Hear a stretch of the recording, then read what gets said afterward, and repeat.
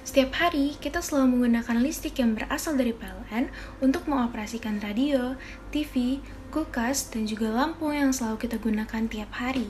Nah, listrik dari PLN ini kita namakan dengan listrik AC, karena berkaitan dengan rangkaian arus listrik bolak-balik. Apa ya yang dimaksud dengan rangkaian arus listrik bolak-balik? Kalau kalian penasaran, langsung kita simak videonya aja ya. Assalamualaikum warahmatullahi wabarakatuh. Tabi pun. Perkenalkan, saya Rilusyana Nur Safitri Syarif dari kelas 12 IPA 5. Apa kabar teman-teman semua? Semoga selalu dalam keadaan sehat walafiat. Amin. Pada hari ini, kita akan membahas tentang rangkaian arus listrik bolak-balik yang memuat beberapa subbab, yakni Namun, sebelum kita memulai pembelajaran kali ini, ada baiknya untuk kita berdoa terlebih dahulu. Berdoa, mulai.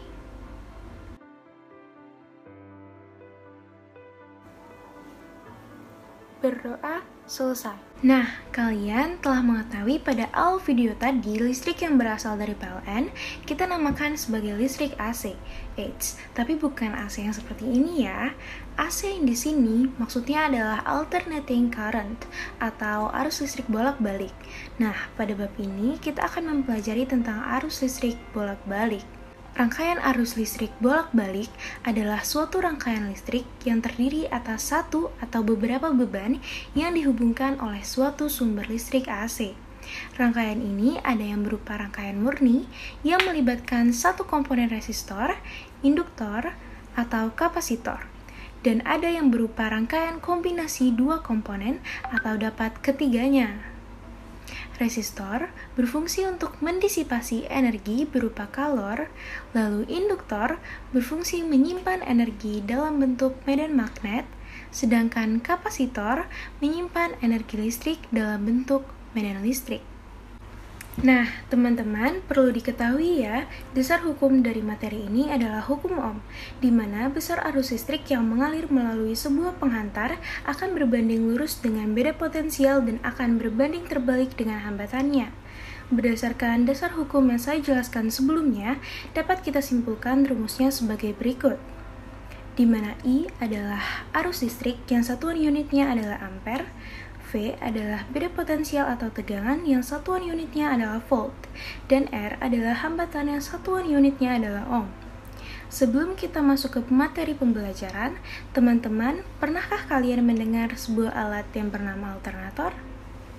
Alternator adalah peralatan elektromekanis yang mengkonversikan energi mekanik menjadi energi arus bolak-balik. Alternator berfungsi merubah energi gerak menjadi energi listrik. Listrik yang dihasilkan merupakan arus bolak-balik atau AC. Untuk mengubah arus AC menjadi arus DC, digunakan iode yang dipasang jadi satu bagian dengan alternator. Sebuah alternator akan menggunakan magnet permanen untuk medan magnetnya. Sistem pembangkit arus bolak-balik dikenal dalam bentuk sederhana.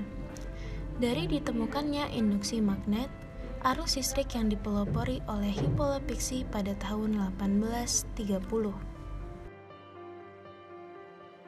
Mula-mula, kita akan berkenalan dengan rangkaian murni dan kombinasi yang dibagi menjadi 7 rangkaian. Yang pertama, ada rangkaian resistif.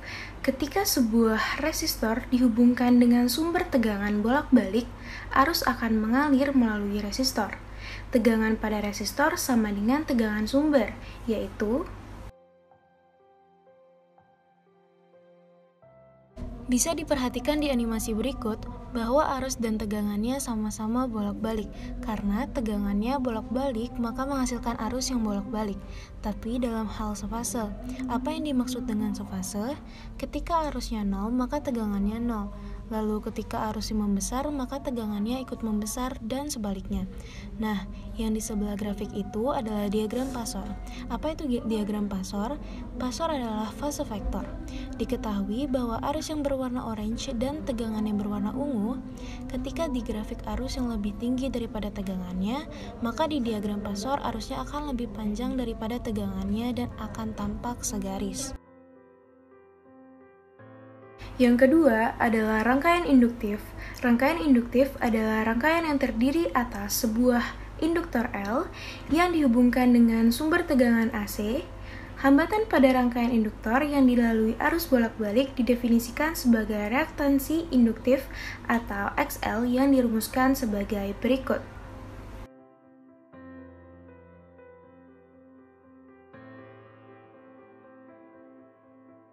Bisa diperhatikan di animasi berikut, dari persamaan tersebut diketahui bahwa ketika tegangannya maksimum yakni 90 derajat, maka arusnya akan berada pada 0 derajat, sehingga tegangannya mendahului arusnya. Yang ketiga adalah rangkaian kapasitif.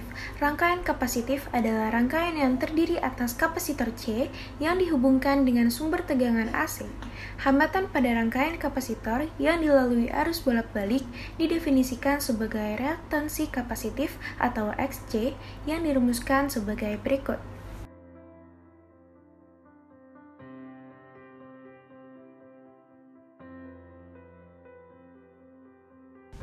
Bisa diperhatikan di animasi berikut, pada grafik tersebut diketahui bahwa tegangannya tertinggal 90 derajat dari arusnya. Jadi ketika arusnya naik menjadi 0, tegangannya masih negatif yakni minus 90 derajat. Yang keempat adalah rangkaian seri antara R dan L. Apabila R dan L dirangkai seri, kemudian dihubungkan dengan sumber tegangan bolak-balik, maka akan berlaku rumus sebagai berikut.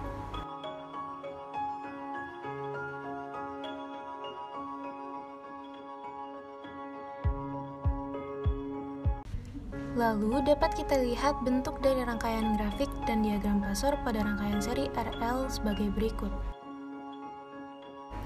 Yang kelima adalah rangkaian seri antara R dan C. Apabila R dan C dirangkai seri lalu dihubungkan dengan sumber tegangan bolak-balik, maka akan berlaku rumus sebagai berikut.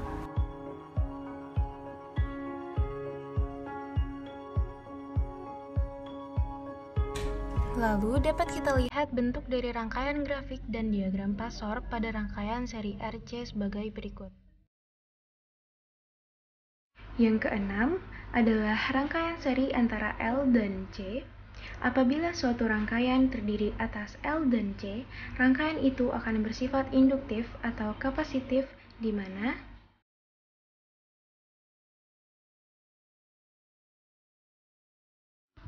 bisa dilihat di gambar sebelahnya, yakni diagram pasor untuk rangkaian L dan C.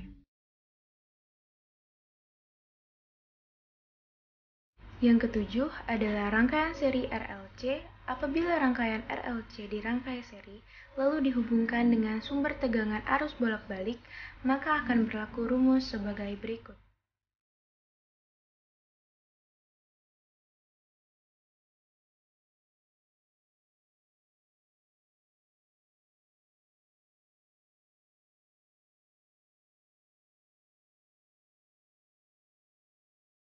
Kemudian, kita akan masuk ke materi selanjutnya, yakni rangkaian resonansi.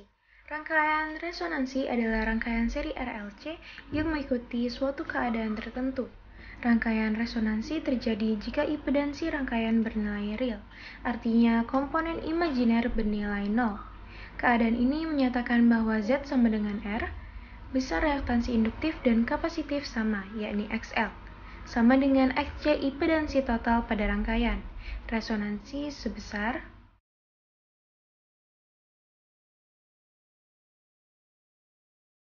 Materi selanjutnya adalah daya pada rangkaian bolak-balik. Definisi daya sesaat atau daya semu yang mengalir pada rangkaian arus bolak-balik dirumuskan sama dengan definisi daya pada listrik searah, yaitu perkalian antara tegangan efektif dengan arus efektif melaluinya, dirumuskan sebagai berikut.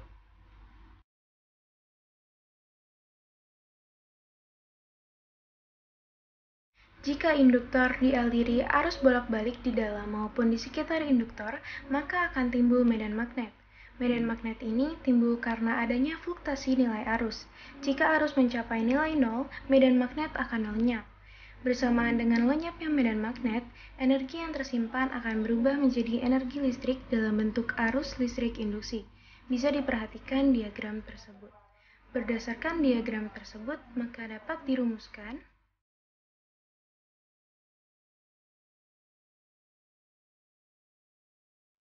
untuk lebih melatih kemampuan teman-teman, mari kita berlatih dengan soal-soal berikut. Soal pertama, silakan pause untuk mencari jawabannya terlebih dahulu. Baik, ini merupakan pembahasannya dan dapat disimpulkan bahwa jawaban yang benar adalah C. Baik teman-teman, ini soal yang cukup mudah untuk dikerjakan.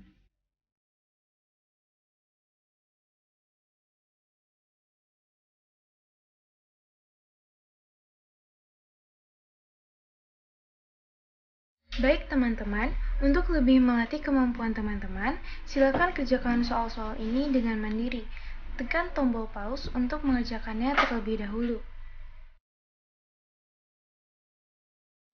Baik, untuk soal nomor 1, jawabannya adalah C.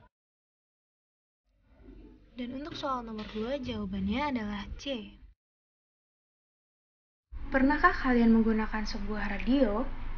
Nah, ketika ingin memperoleh saluran yang paling jernih, maka kalian akan memutar panel yang ada di depan radio. Panel ini disebut dengan tuning. Tuning adalah subsistem yang menerima transmisi frekuensi radio dan mengubah frekuensi pembawa yang dipilih dan bandwidth terkait menjadi frekuensi tetap yang cocok untuk diproses lebih lanjut. Biasanya karena frekuensi yang lebih rendah digunakan pada output, maka ketika panel diputar akan menghasilkan saluran yang paling jernih. Contohnya ketika rangkaian akan beresonansi pada frekuensi yang besarnya 1,6 MHz. Maka radio receiver akan menyiarkan radio transmitter yang memiliki frekuensi penyiaran sebanyak 1,6 MHz.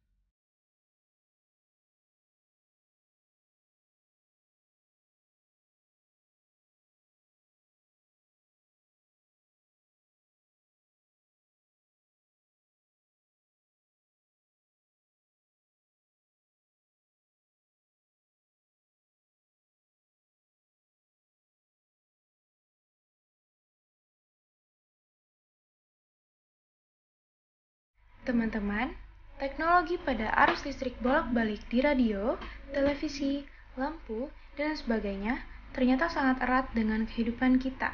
Tanpa fisika, mungkin kehidupan kita tidak akan semaju seperti saat ini. Baik teman-teman, waktunya memulai diskusi. Silakan pause video ini untuk memulai diskusi.